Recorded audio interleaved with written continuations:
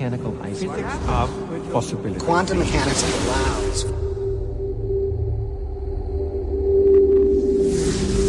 supreme mind. The brain is capable of millions of neural nets. Cascade, biochemical, An emotional response. molecules of emotion. The brain does not know the difference between what it sees in its environment and what it remembers. We are running the holodeck. Whatever way we observe the world around us. So how can you continue to see the world as real if the self that is determining it to be real is intangible?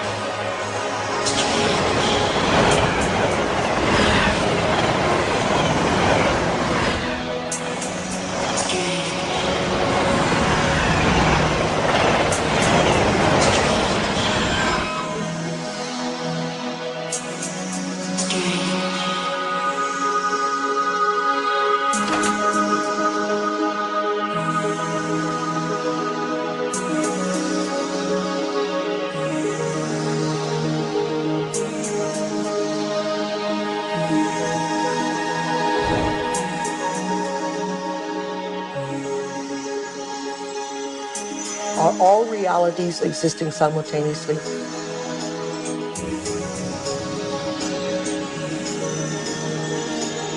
Is there a possibility that all potentials exist side by side?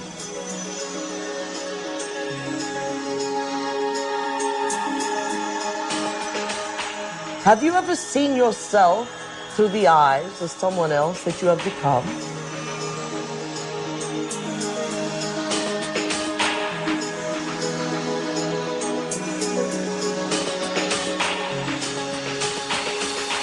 And looked at yourself through the eyes of the ultimate observer?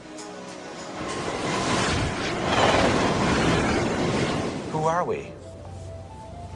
Where do we come from? What should we do? And where are we going? Why are we here? Well, that is the ultimate question, isn't it? What is reality? What I thought was unreal now, for me, seems in some ways to be more real than what I think to be real, which seems now more to be unreal. You can't explain it. And anybody who gets too lost and anybody who spends too much time trying to explain it is likely to get lost forever down the rabbit hole of mysteriousness.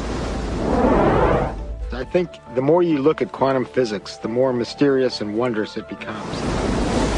Quantum physics, in very succinctly speaking, is a physics of possibilities. These are questions. These are addressing questions of how the world feels to us, of whether there's a difference between the way the world feels to us and the way it really is. Have you ever thought about what thoughts are made of?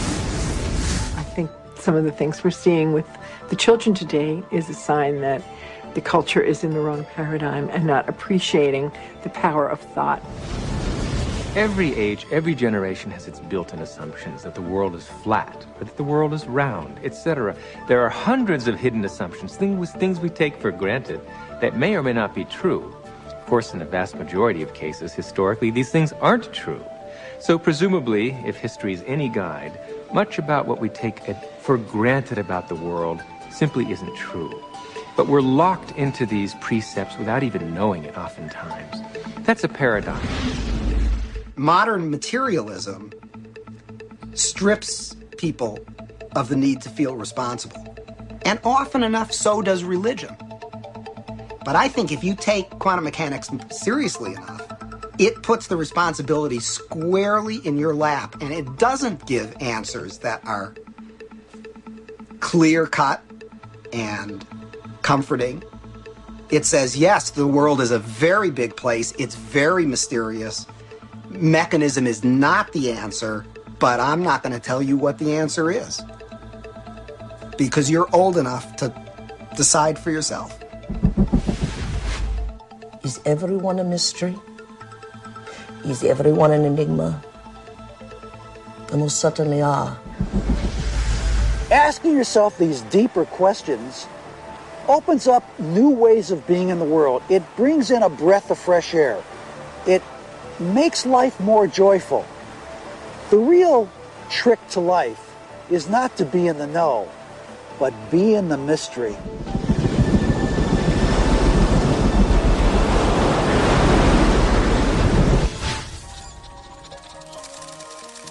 It's time to get wise.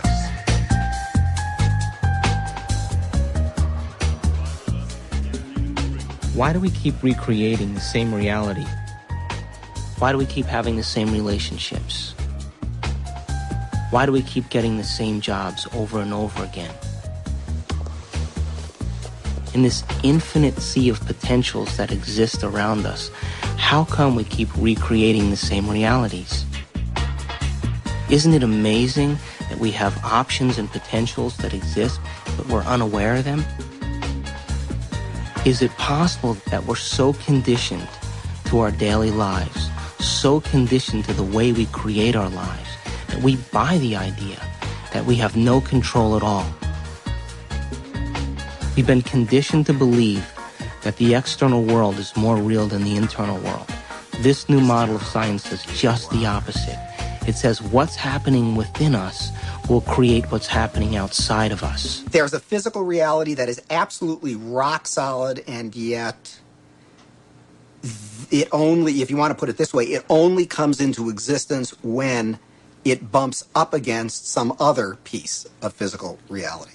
That other piece may be us, and of course we're partial to those moments.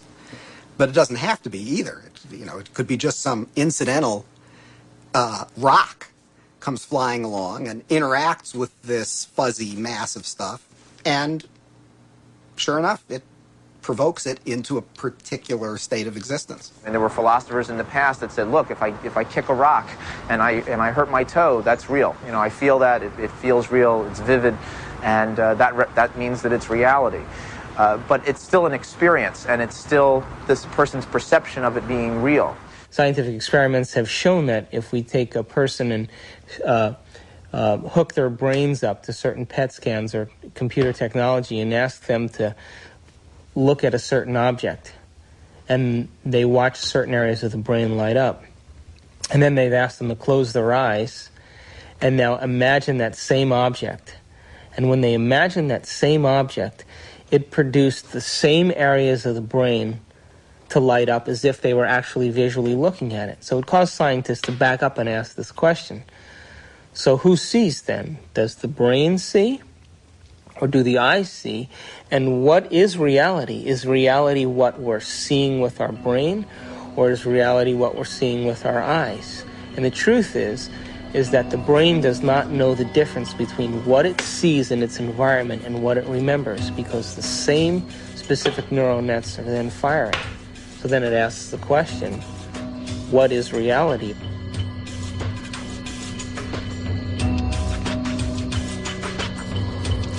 We're bombarded by huge amounts of information, and it's coming into our body, and we're processing it, coming in through our sense organs, and it's percolating up, and at each step we're eliminating information, and finally what is